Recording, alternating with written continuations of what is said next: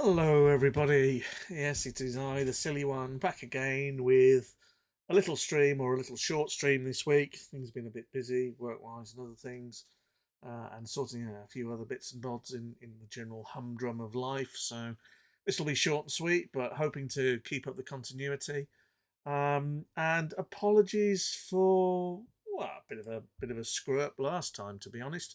Last time I did Crusade, or at least when I did a tier list, I did the Crusade commands, and I included a couple of them, and shouldn't have included them and didn't include them and included them. And okay, it's complicated. Basically, I included Task Force Serpent. It's down as a command. I probably should have had it here because it's a unique, and I'm doing today uniques, pilots, and terrains. I probably could have put the terrains in with the other commands, um, but as I didn't and ignored them and substituted one for the Task Force Serpent card, I'm just going to add them in here. So I'm covering everything, shall we say? Um, so this is the Crusade, uniques, pilots, and terrain cards. There are 17 of them in total. There are two terrains. How many pilots are there? Oh, hold on. So many windows open. How many pilots? One, two, three, four, five, six, seven pilots. And maybe if you include the battle armor and Paul Moon, maybe that makes seven and a half. Because let's face it, elementals are small. We'll see. And then there's some commands, and I include Knights in the Inner Sphere again because it should have been here as a unique, and I slammed it last time, and I'm going to slam it this time. In fact, do you know what? We're going to put that in its place because it's such an awful card. Knights of the Inner Sphere, you are going to be named and shamed. Here's the card. When an opposing unit is scrapped from play, if Knights of the Inner Sphere is untapped, you may allow that opponent to restock a unit after scrapping it. If you do so, put a chivalry counter on Knights of the Inner Sphere. Okay, that's really generous, giving your opponent health to gain a bonus. One of your units, when you tap Knights of the Inner Sphere, gets plus X, where X is the number of chivalry counters on it. Use it during battle. Only during battle. You can't even use it using a bloody mission. It's that awful. It's that bad. I've even played it, or the only time I've ever played it is when someone put it in their worst mech, the worst card deck. Yes, we played a worst card tournament. This was in someone's deck, and they made the mistake of actually giving me a chivalry counter. So I was going around tapping things and giving it plus one here and there. And at that point, it might have had some use, but only ever in a worst deck tournament where you design your worst deck and give it to your opponent to play. So you don't play your rubbish, you give your rubbish to somebody else. So that's the only time I've ever seen it out of the binder. It's bad. Don't play it. You've got to defend it as well. It's a 5-2. It dies horribly. It it's it is that chivalrous thing of doing the right thing but screwing yourself. Ignore. Okay. And while I'm here, I'm going to tidy up the other end of the stick, the Task Force Serpent as it is. And this comboed with the Star League, which I did in the previous tier list, is arguably one of the broken combos within the game, allowing you to draw uniques and mechs of your choosing. Drawing free deploy mechs just allows you to flood the board, and drawing the combination of uniques you want. Melissa and Dr. Ariel Reed recycling themselves. In themselves, they're okay, but together they're just crazy. Or possibly being able to draw Sun Tzu and Max's Legacy, or combinations thereof, um, is not good. It needs a buff, and the way that this got balanced was to say remove it from the game when you'd used it and scrapped it, so you couldn't recycle it. Which I think is reasonably fair. As it is, I would put it arguably broken. If you use the newer version with the recycle on it, without the recycle on it, sorry, so removed from game. It's probably in the S tier category. Um, we're playing, or I'm using full Crusade at the moment. I'm going to stick it up there in my purple category of crazy as hell, broken. Call it what you want. It's definitely up there. Okay. So, time to get on with the new stuff and the good stuff. And first up, we have a Lao pilot in the form of Aris Sung. She is a four resources and 3 tactics. So she's been on a pricey side. When you compare that Kai is 6 and Victor is 5, then she's probably the next most expensive pilot in the game, but she has some pretty good utilities and abilities to put her in that place. She's 2 initiative and 2 attack, which is pretty good, to be honest. 2 initiative, just giving you that extra mission card, or possibly even 2 if you need them, is nice. Plus 2 attack is great. Maybe you might argue that you want +1 initiative, +3 attack, but beggars can't be choosers, and she's already pretty good because the following ability makes her gold. Count the number of units in the group that includes mech piloted by Aris Sung. Prevent up to that much damage to one of those units. Use this ability only during a mission. So she's got some damage prevention. But the nice thing here is that she gives you +2 initiative, which means it's likely that you are going to have initiative, and therefore you can see where your opponent is going to play their damage, and therefore you can then prevent damage to that unit. It's not her mech that gets the damage prevented, it's the one you choose, and that is the gold feature here, because as I said, you can prevent a kill on one of yours and keep everything alive. She's a bit pricey at 4. If you've got Solaris, that's great. If you've got that ability, she's definitely up there. She, along with Kai and Vic, are probably the 3 pilots that are on the roster of any Star League pilot deck. Given that you can get them from across the realms, you might throw 1 or 2 others into that mix, but she's definitely up there. She's probably the bronze medal pilot after the gold of Kai and silver of Vic. I've got to put A plus. You might even go into S tier on this. She's that good.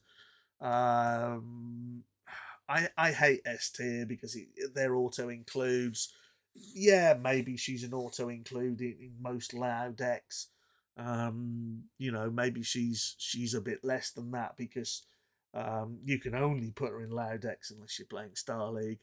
Is she A? Is she S? We can sit and argue all day. And you know what? At the moment, I'm just going to leave her there because, hell, I'm going to be here all night otherwise. So, next up, we have the guy with the golden watch and the man who's always checking his time. Yes, the werewolf Hugh Jackman-esque Comstar Deep Agent, who, Comstar only, 1 cost, cheap as chips, 3 politics, 1 tactics. So if you're playing the right kind of Comstar deck, these are quite cheap. You don't necessarily need Solaris for them because they only cost 1. And you get that +2 initiative and +2 attack, which, in line with Aris, is quite nice. And then you compare it to Aris. This guy's ability says if Comstar Deep Agent is scrapped from play, look at up to 8 cards on the top of your opponent the top of any opponent. So it works in multiplayer as well. So look at those cards and rearrange them in any order that you want. So you can control the next draws for your opponent. And also, you know what he's drawn, you know what the next cards are, you know what you could be attacking and scrapping. I think, to be honest, the fact that this is just a 1 cost pilot, okay, there's a bit of politics and tactics in there. It's a nice bonus. 1 resource for 2 damage. That's your good shooting. It's definitely there in the A tier as being good. Are you going to put it in every deck? No. Are you going to put 6 in every deck? No. You might play something like 4 in a deck to be able to manipulate those to your heart's content. We shall see. But one of the reasons you're not going to put 6 in the deck, and I'm going to jump forward a couple of cards, is to the sultry looking, over the shoulder, trying to look like a supermodel Judith Faber. 1 cost, 3 politics, Comstar, unique. And she sits there with 4 armor and 2 structure, which is far off her normal support card, and does something quite nasty to your opponent, if you know your opponent.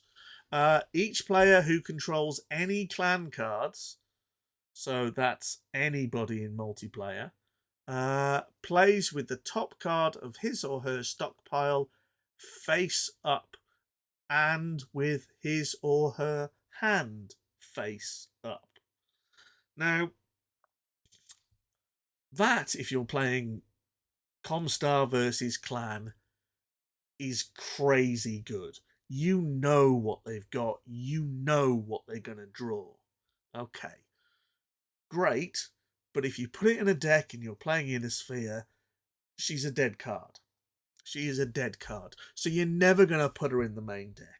Never, ever, ever. She is a sideboard card at best once you know what you're playing in a best of 3. The ability is brilliant. It's really good. It's really strong. But she's never going to make the main deck. That puts her, for me, in probably B tier, because she's not an auto include.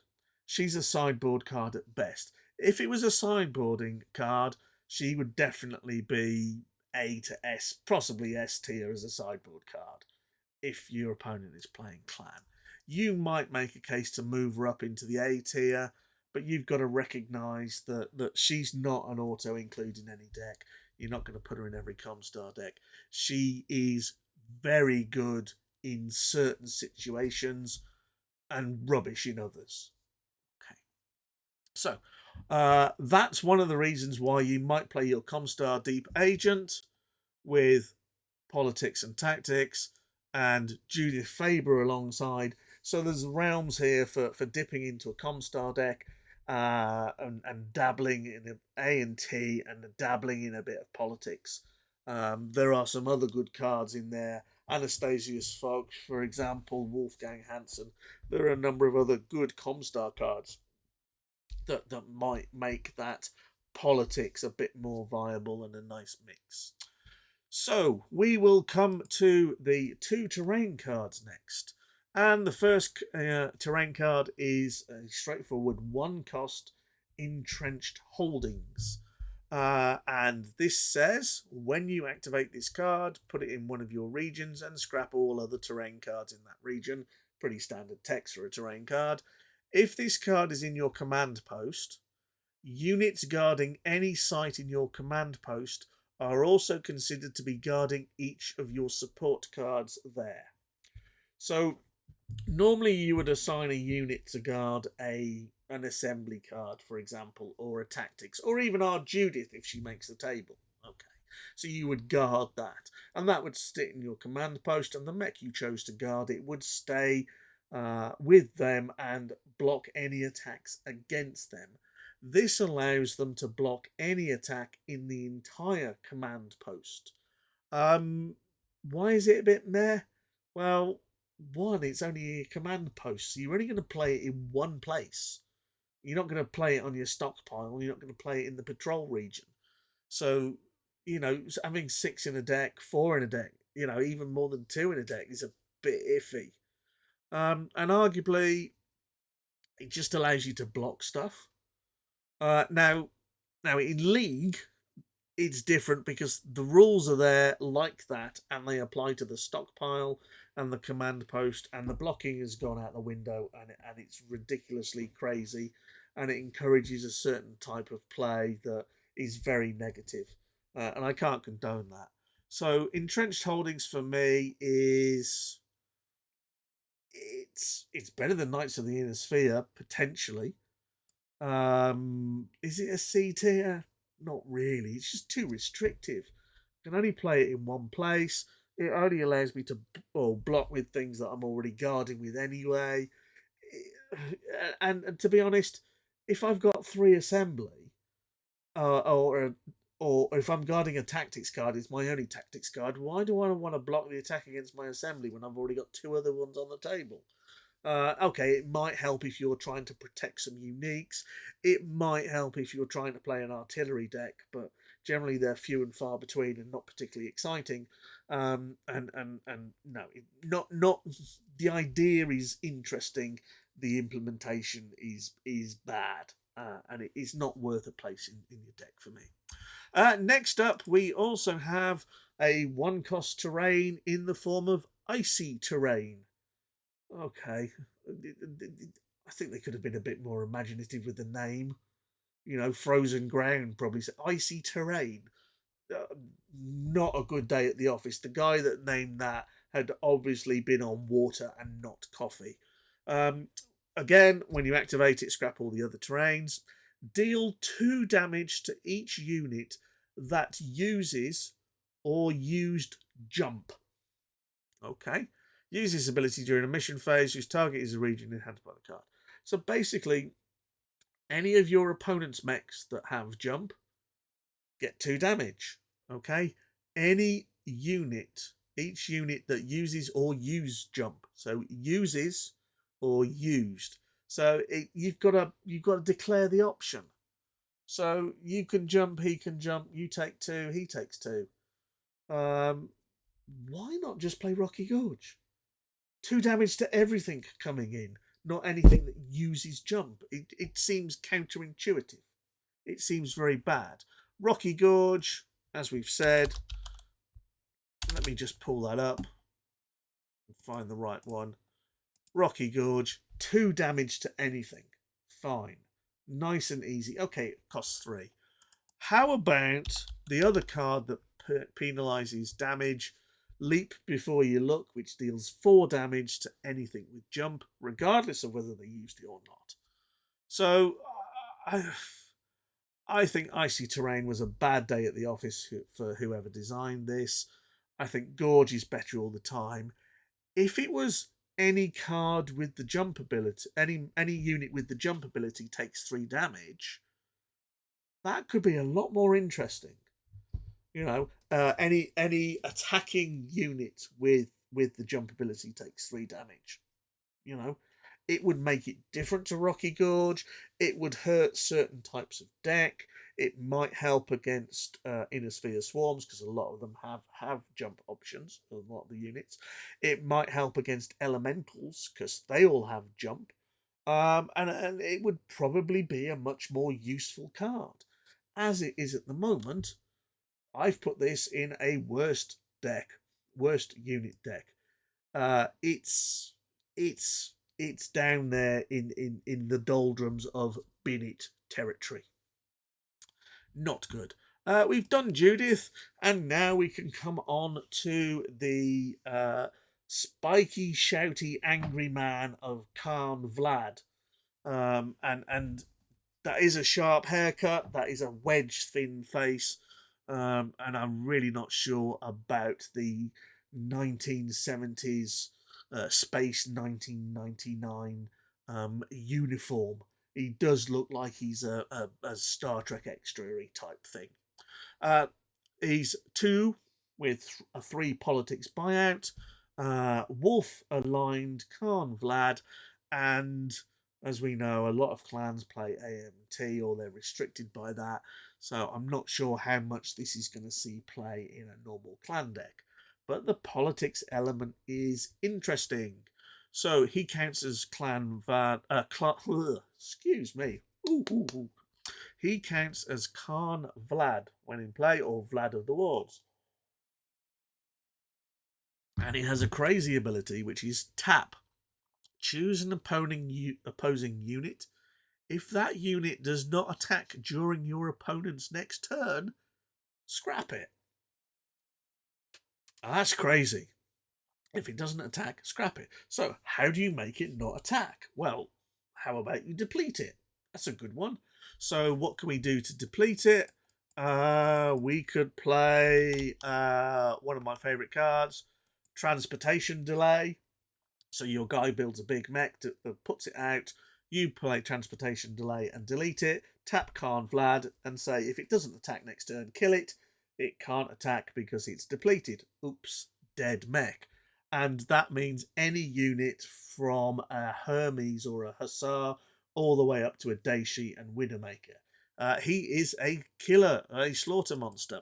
What else could we play? We could play Trapped, uh, which allows you to put counters on mechs and therefore tap them up.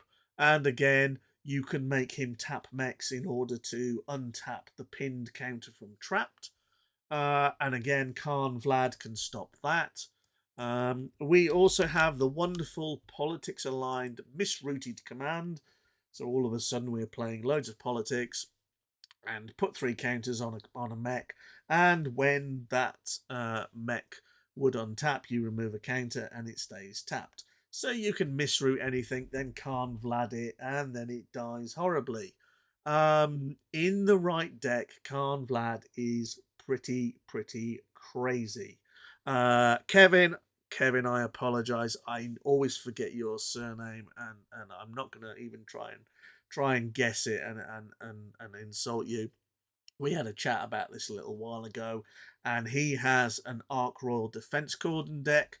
And the great thing here is that with Arc Royal Defense Cordon, let's get the right one. You can play Wolf cards in a Steiner deck. Because they all get the affiliation and all cost 0 plus 2p, which I'm not too worried about because we're playing a bucket load of politics. So I play Arc Royal Defense Cordon, and I play loads of misroutes, and I play Steiner High Command, which gives me an extra subterfuge card and a deployment. I play Melissa to recycle all of those misroutes again, and literally I can beat down my opponent, killing a mecha turn quite easily with Vlad. He's got to be up there in the S tier in that type of deck. After that, he doesn't really say a great deal. You can arguably force your opponent to attack with it. Now that can be good, that can be bad. If you've got a guard and he's got a fast mech, then you can force him to attack, but it doesn't say where. It's not like it's disguised coordinates or anything else. So it's got to attack something. And that could be anything. It could even be Vlad himself. We'll note that Vlad is a 4-2 with a 1 buyout. I just seem to have chopped off a little bit of the card there. How's that looking? That's a bit better. That's nice and clear. So in the right deck, Vlad is great. Maybe he could drop down a bit because of that. Maybe that's pretty fair. Arish you could put in practically any deck. I think you've got to build a deck around Vlad. It's probably true of Comstar and Judith. Maybe we'll. I still don't know where to put Judith. I'm going to fill the rest of her out, and move it anyway. So Vlad, very good, very good. Broken maybe in the right deck. Otherwise, he's not great. If you're trying to get the other guy to attack, then go and use Temptation, go and use Treachery, go and use Holographic Decoy if you want to tap them out, go and use Single Combat. There are many other ways for that. So, the baseball player, Loose Cannon, looking very cool, looking like he needs a bit of a shave, to be honest. And I've mentioned this. I did the stream on the Toshi Cannon or the loose Daishi deck, which even got renamed into the Death by Dart. If you saw that a few days ago, a 2-cost pilot with 2 tactics buyout, and the bonus you get from scrapping the top card of your deck. You scrap it. You're throwing away a card to deal damage. In the Daishi deck, if you can draw the Daishi, it's great. If you don't draw the Daishi, it's pretty average, maybe. It depends on what's in your deck. You've got to remember that if you draw, I don't know, Man of War Prime at 5 cost, yes, you get 5 attack, but actually you're scrapping the Man of War, so you're not actually getting a 5 cost unit that you might actually get on the table. So in the right deck, it's great. Outside of the right deck, it's not. It's possibly playable. You might win a game with it. I'm not sure you're going to win a game with our D tiers. Um, I, yeah, they're very technical. You could make cases for that. If there was a long list of C tier, he'd be right at the end. If there was a long bit of D tier, he'd probably be nearer the start. Just because I haven't got anything in the C tier, I'm going to stick him there. Just because. Okay. Next up, the only Jade pilot commander. Yes, we've had Vlad of the Wards and Natasha Kerensky and Aletha and Bjorn. Now Jade Falcon gets a little bit of love. And we get the slightly sultry, Saki looking French beret wearing Martha Pride in her green jacket. And she is a 2/5T. Okay, that's quite a horrific tactics buyout, but 2 for what she does is pretty decent, as we will see.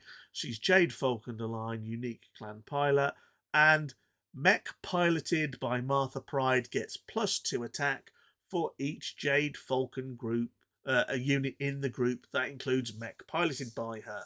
Use it during a mission. So she's kind of like Aris Sung for attack instead of defense. That's quite nice because you can get big numbers, but it's also quite predictable. And yes, the mech gets that bonus damage, but you can probably make good guesses about where where it's assigned and what gets killed, because you know that there are 2 Fire Falcons and a Black Lanner there, and you know it's going to get +6 or whatever else it is. Having said that, the +2 for each one is very nice. You can get some nice big numbers, but your opponent generally telegraphs it. It's good if you're playing the right sort of deck, i.e., a Jade Falcon deck. And it's only the unit in the group, so you've got to pack your mechs out in that group with Jade Falcon units, and therefore you are attacking in a group in order to get a big jump or a big damage bonus. So you need to combo that reasonably well with something like Forge Mission Orders and Steel Talons to stop the chump blocking. She is good. She has a nice plus. Does she say mech for each unit in the group that includes this mech? So that ability does not have to be used in battle. So you could use her as a finisher. You could attack with 4 mechs and get +8 if they are all aligned to Jade Falcon. So that's pretty strong. She's definitely up here. Is she Aris? She's not quite Aris, because Aris, if you've got initiative, you can prevent a mech death. Is she good for the damage? Yes, but you know where it's coming from. Is she good because of the ability to add that extra damage? Yes. She can't kill a mech in the way that Vlad can. You know, as I said, with Vlad, we could move Vlad around. You've got to build the deck for her. She's A tier. She's got to be in there. If you're playing a deck with a lot of Jade Falcon units, then you would strongly consider putting her in. She's just great in that respect. Okay, next up we have Mech Warrior Trent, who does look like a kind of old, stitched up Arnold Schwarzenegger type, with his head sticking through a load of burnt shoe buns. I'm assuming that's his helmet and stuff. I like the monocle in a way, but the guy seems to be like 2 halves of the same person. Maybe that's designed that way. I'm not sure. He doesn't look healthy. He's a 1 cost inner sphere 3 politics buyout unique with 3 armor, 3 structure, and no associated damage. His ability says tap your next emission this turn against a target other than a stockpile cannot be blocked if the defending player controls any clan cards. Now, with ARDC, your Wolf cards gain Steiner affiliation. They are still Wolf or clan cards, so this gets ARDC as well as any of the clans if they're on the table. So can't be blocked if the defending player controls any clan cards. Use this ability during your missions phase, but not during a mission. So basically, you get a free hit on something that's not the stockpile, which I'm not sure how great that is, to be honest. Yes, maybe if you're going to go after a unique, but most people just arrow for them. And you can have more than one arrow for in a deck. It's dependent on them having clan cards, which okay might be a bit broader with an alliance, but as it stands, that's quite specific. Is he sideboardable? Yeah, but no way is he anywhere near as powerful as Judith. If you pull Judith out of a sideboard, and you get to see everything the other guy's got in his hand, and that's just crazy. Whereas this is just basically a free hit on something that's not the stockpile, and most of the time you want to be hitting the pile. Is he playable? Yes. Is he usable? Yes. Is he great? No. He's down here with the loose cannon. Is he better than the loose cannon? Maybe. Um, and then let's compare him to the next one up, which is Michael Ryan, a Kurita unique, three buyout with 5 tactics, 4 armor, 1 structure. So he's arrow 4 food, but he has a choose any command card in your opponent's scrap heap that was scrapped from play this turn and put it into play activated under your control. So that's any command card. So that could be any pilot, any unique, any resource, scrap from play this turn. That could even be something like a think tank. If it's got it's got command against it. It could even be a think tank. You could steal the guy's think tank. Use it ability during your missions phase, but not during a mission. So you could arrow for the other guy's think tank. Because that's not in a mission, he can't even scrap it for a resource. An asset buyout. It goes in the scrap heap, and then you tap Michael Ryan and put it into play yourself. In the right circumstances, that's a crazily powerful card. He's up here. He's definitely in that A category. Pulling him out is difficult, but we have Hasty Alliance. The ability, if it happens, is great. And you can really mess around with that because whatever the guy's doing, you can do that. You can pull all sorts of things, all subterfuge cards, death commandos, anything, and get a card that arguably your alliance or allegiance or affiliation would not allow you to have. So you could, for example, activate it. Right, hold on, where's he gone? Activated under your control, use this ability. Yeah, you could pull out all sorts of stuff with that. It's one of those where you have to be on the ball and know what to pull and what's going to be good. The fact that it's activated is hey, I don't even need to pay for it, so I'll pull out something that I can't pay for resource wise, or I haven't got the buyouts for. Uh, that's quite abusable.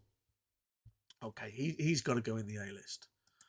Next up, we have a generic 2-cost natural talent pilot, which can be used by either Inner Sphere or Clan. They get a base +2 attack, and you roll a die to see how much initiative you get. Okay, that's quite nice. The +2 damage is quite nice for 2, but then when you compare it to the Comstar Deep Agent, where you get 2 attack, 2 initiative, and screw with the other guy's stockpile for one 3p, 1t, then it feels a little expensive. And the benefit of having 6 initiative isn't that exciting.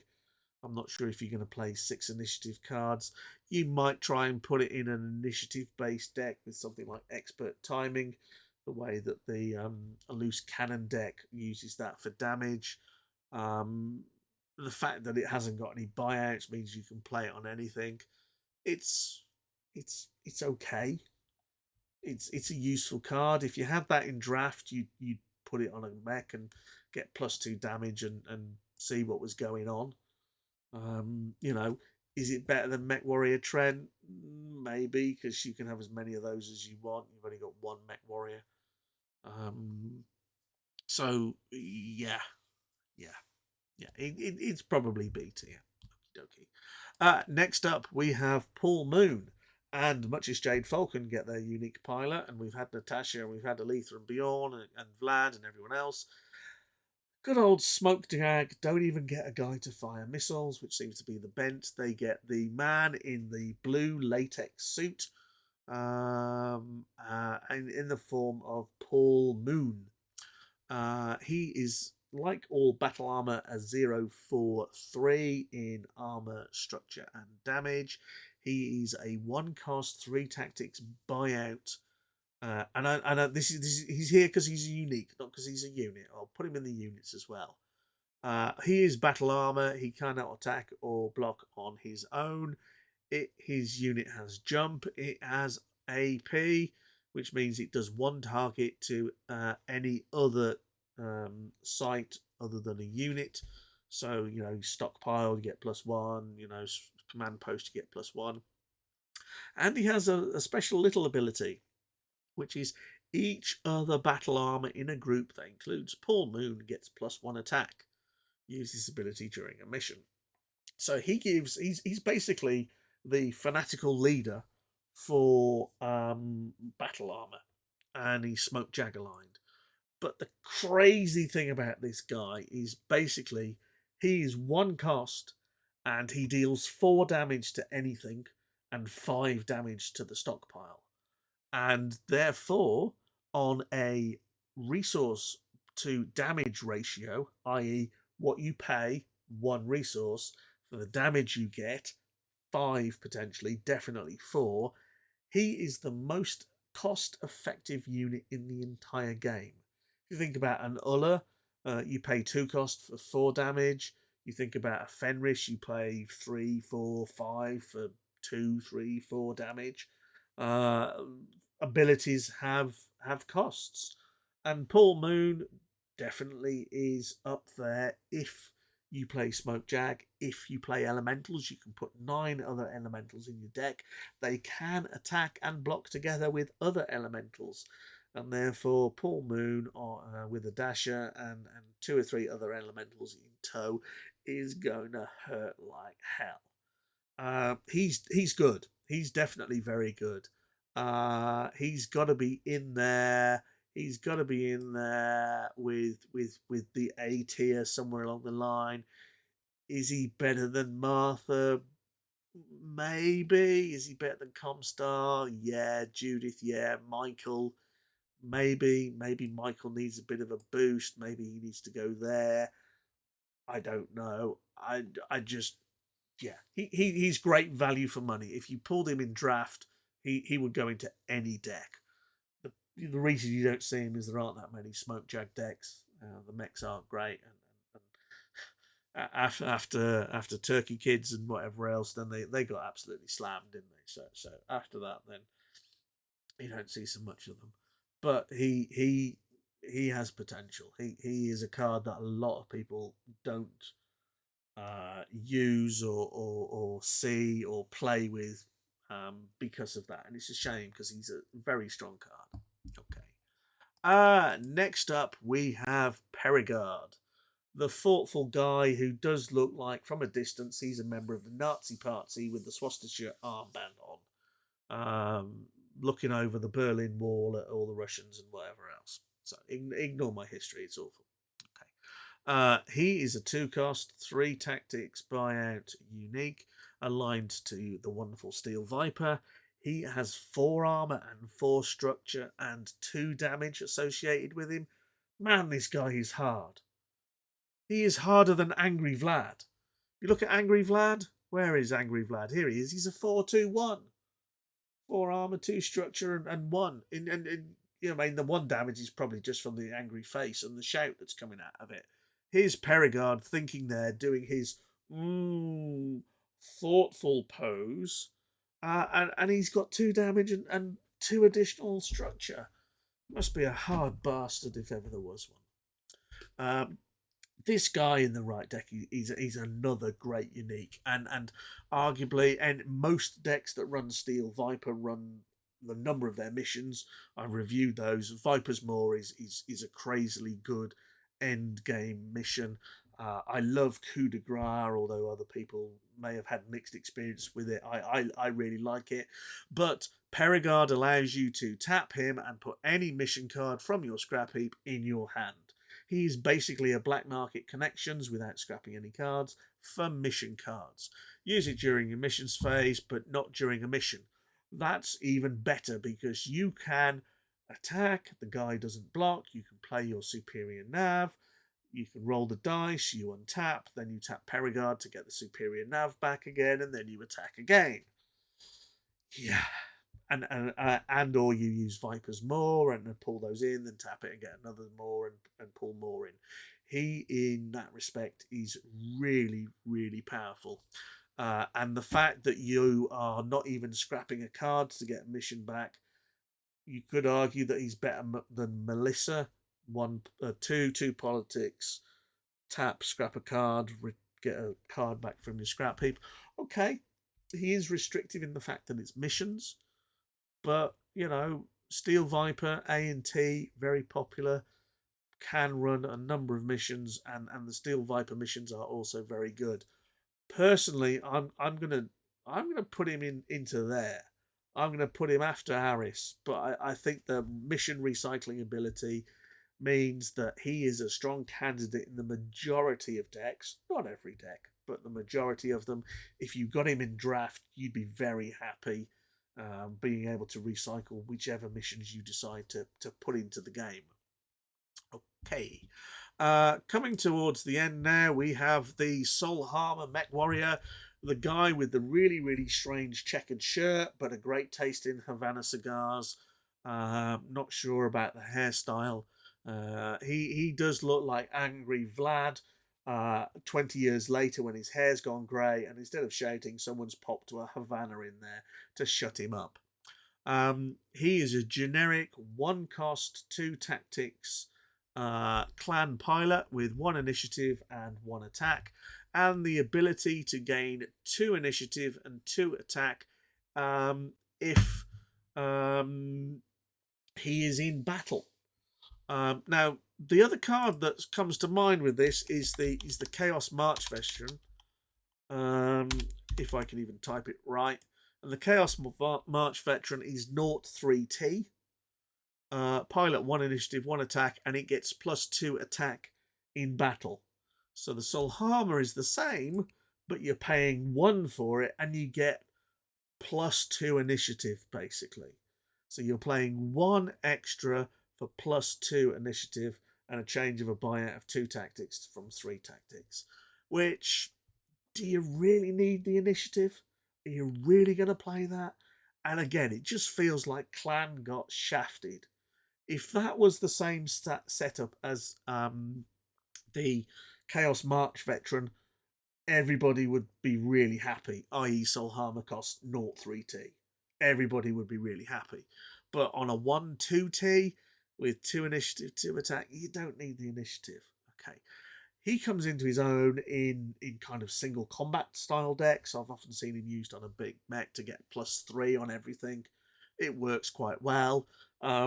If you drew him in draft, you'd probably play him, but you probably wouldn't put him in the majority of clan decks. There are better cards to have in there, whether they're missions or the odd unique, or even the other pilot we're going to have a look at in a minute. I'm going to put him in here. Is he better than Natural Talent? Probably. Is he as good as Judith or Comstar Deep Agent? No. No. You get a nice damage bonus on him, but the initiative bonus is wasted. And this leads us finally now to the last pilot in the form of the Star Commander. The guy that does look like he's come out of Empire Strikes Back with his woolly, furry cloak and his binoculars that look like they're straight out of Star Wars. And again, he does look like the Soul Harmer has been sent to Siberia and he's grown his hair a bit long and the cold has put out his Havana. Um, so fair play to Alexander Gregory, the artist. He's managed to include Khan Vlad in 3 different situations and change colours on them. No, it's no disrespect to the artist on that. That's me being a little cynical. The Star Commander is a 1/4 tactics buyout generic clan pilot that gives +1 initiative and +2 attack, which is pretty nice. His ability, though, is really good in the right cases. And it says re-roll any die roll made by any player. Okay. Use this ability during battle and immediately after that die roll. Okay. Now, some people have read the wording on this to basically say re-roll any die roll made by any player and use that as much as you want. And of course, the reason why that can never happen is you would just make them keep re-rolling and re-rolling and re-rolling until they got a 1 or a 6 or whatever the fail criteria is. So let's be clear here. This is a 1 instance use. It's 1 die roll, and when you declare it, you get that person to re-roll that die when that happens. So if it's missiles, you have to consider where it is. So if they roll a 1, do you use it? If they roll a 2, do you use it? If they roll a 3, yes, you probably use it. But when it's a 2, do you make them go for it, knowing that they're going to get 2, but they could roll a 3? They could modify it with other things. Okay, so getting them to re-roll on missiles, possibly not great. Getting to the re-roll on missions, very nice. Where does this guy come in? Well, some of the great rolling missions are as follows. The wonderfully colourful, risky combat jump where you fail on a 1 to 2. Well, put a Star Commander on a mech, then you fail on a 1 to 2, and then you can re-roll it, which means you fail 1 in 3 times on this roll and 1 in 3 times on the next roll. So with a Star Commander and playing a risky combat jumps, you fail 1 in 9, which is pretty strong considering you're probably only going to have about 4 in a deck. You can probably go through a game and not fail your roll. The other one that comes to mind is the wonderful Superior Navigation, but there is a catch. Star Commander says you may use that ability only during battle. And Superior Nav says play only when unblocked, so no battle occurs. So you cannot use Star Commander with Superior Nav. You can, however, use it with Steel Talons, provided there is a battle. And again, Steel Talon says remove the chosen mech from battle. So again, just a nice fail-safe on that. Fail-safe for Steel Talons, although 1 in 36. Very good. Very useful in the right deck. Better than Solharmer? Yes. Better than Judith and Comstar Deep Agent? Better than Paul Moon? I'm going to drop him in here in the A tier. I think there's plenty of scope for that. I think it's a good pilot. Clan had been crying out for good pilots, so to speak. But he's, you have to build it around your missions pretty much. You can't go expecting the other guy to use missiles. You can't go and expect them to have missions that require you to roll die. You have to basically build your own, and it has to be battle, and it can only be 1 die. So he's probably in the A tier here. He's better than Soul Harmer Mech Warrior. He's better than Natural Talent and Loose Cannon. He's not as good as the other pilots that I've put in here, or even the uniques. He's a good pilot. Don't get me wrong. You know, if you drew him in draft, you'd be quite happy if you've got the missions. You might just suck it up on that. You know, I mean, one cost for +1 initiative and +2 attack. That's pretty good value even without the die roll. So I think if you pulled him in draft, you'd probably put him in a deck, even if you haven't got risky combat jumps or anything else like that, or steel talons and stuff. But for value, that's pretty reasonable. So here we go. Task Force Serpent, yeah, we know where they are. I like Aris and I like Perigard. I've played a lot with them. I think they're great cards. Vlad in the right deck is great. Martha is a good killer. Paul Moon is the best bang for your buck in the entire game when it comes to damage versus resource. Michael Ryan is an interesting card that it can swing a game and even throw your opponent's strategy if they're running certain things back at them. Comstar, Deep Agent, and Judith Faber allow you to. Comstar screw most decks. Judith Faber absolutely slaughter clan decks.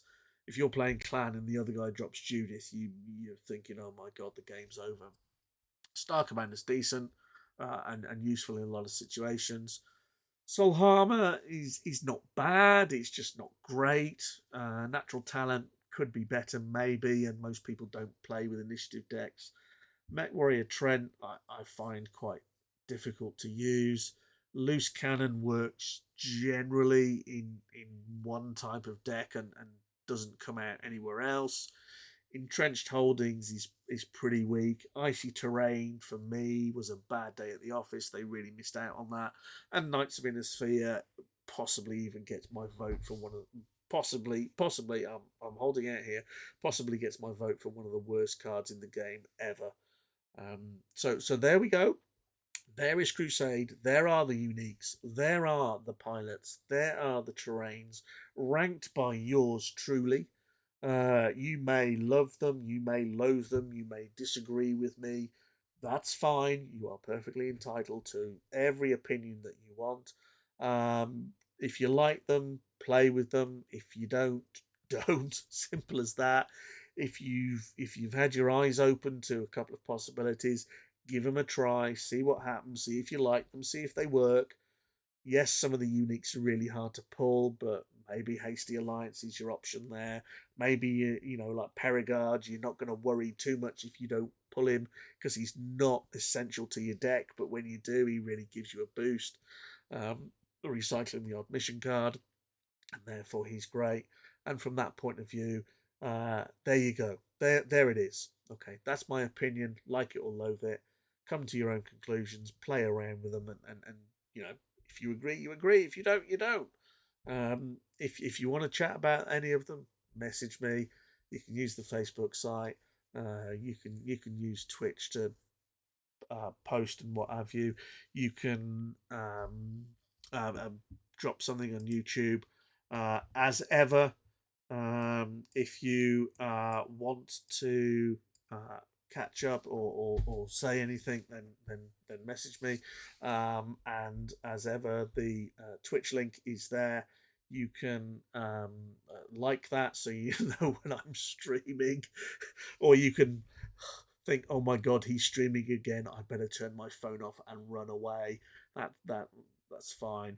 You got the YouTube stuff as well, and you can excuse me. You've got the YouTube stuff as well, so you can subscribe to that, or at least click the button so you know when there's content there, so you can have a look at it. It is appreciated. It saves me hassles of telling and shouting to everyone when I've done some of this stuff, which can take a while, or I can get round to, and you get the content when you want. So if you like it, like it. If not, don't worry. I'm going to call it there. I'm going to wish you all a very good rest of whatever is the rest of today, and tell you to look after yourselves like I always do, because It's a big bad word out of there.